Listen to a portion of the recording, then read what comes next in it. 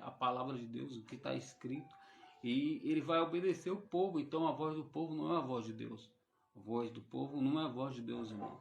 Você observa que o povo era inclinado, tanto que quando Samuel vai conversar com ele, ele diz: você sabe muito bem que esse povo é obstinado. Quer dizer, obstinado quer dizer o povo inclinado para o pecado, inclinado para fazer as coisas erradas. Mas o rei era aquele que trazia o povo para adorar a Deus. O rei era aquele que tinha autoridade. O rei era aquele que trazia o povo para o caminho correto. Então ele tinha não só esse mandado de rei, mas também ele tinha também para não fazer o povo pecar também, porque ele era rei e o que ele falava tinha que ser feito, porque ele era rei e era chamado por Deus também, e era ungido do Senhor também. Mas aí ele desobedece a Deus, e quando ele desobedece a Deus, o Espírito de Deus sai dele. E a Bíblia vai dizer que aí vai levantar os filisteus, e quando se levanta os filisteus, o homem que já não tem o Espírito de Deus, quando vai ver a peleja, fica com medo. Quando vê a peleja dos filisteus se aproximando para cercou a Israel, para tomar Israel, para guerrear, aí eles vão usar o que? Estratégica. E qual é a estratégia?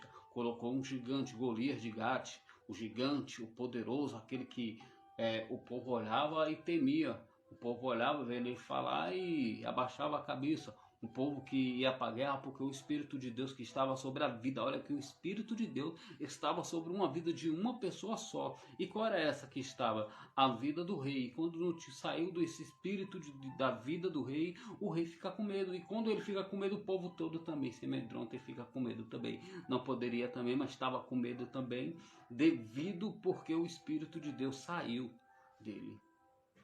Então a Bíblia vai dizer que os filisteus vão se acampar e ali vai fazer algo ali e dizer assim, ó, para não acontecer mais morte ou para não acontecer muitas mortes, vamos colocar um na frente para um só para a peleja, já que vocês têm um Deus vivo. Então nós vamos apresentar o nosso guerreiro e você apresenta um para ir à guerra, e aquele que ganhar a guerra, aquele que ganhar a batalha, esse serviremos, todos nós vamos servir, e vocês também. Aí o povo diz: é bom essa aí, boa, gostei. Aí Saul também gostei. Quando o gigante se apresenta, que ele olha a estatura, todo mundo se amedronta, todo mundo fica com medo de ir para a guerra. Então o gigante vai lá e diz: venha mande-me um só para a batalha, mande um logo. E eles ficam com medo. E olha que a voz do povo não é a voz de Deus, porque o povo disse que era bom. Se o povo era um povo de Deus, um povo que era para ir para a guerra, para quando fosse uma guerra vinsse contra ele, era para eles lutar sobre aquela guerra. Mas aí, vai dar qual a estratégia? Vai ouvir o inimigo. Você viu dentro da palavra o dano de uma pessoa que escuta a voz do inimigo, a voz daquele compositor, daquele que está por trás, que é o diabo que está por trás de vida, pessoas que não têm retidão com Deus, pessoas que não estão no caminho do Senhor, pessoas que dão ouvido aos filisteus, pessoas que estão no caminho errado. Olha aí, a Bíblia diz, a palavra de Deus está correta, irmão. Aí muita gente diz: a voz do povo é a voz de Deus. A voz do povo nunca é a voz de Deus. A voz de Deus é a voz de Deus, irmão. A voz do povo não é a voz de Deus. O povo fala para Saul: não, tudo bem, boa a petição dele. Quando se apresenta o gigante, vai lá lutar. Ninguém vai lutar. Todo mundo vai ficar com medo olhando para o gigante, a estatura, a espada, o tamanho dele, e vai abaixar a cabeça. Então a Bíblia vai dizer que esse gigante vai entrando na mente dele. E tem pessoas desse jeito, irmão. Olha a pessoa como está falando comigo, querendo entrar na minha mente.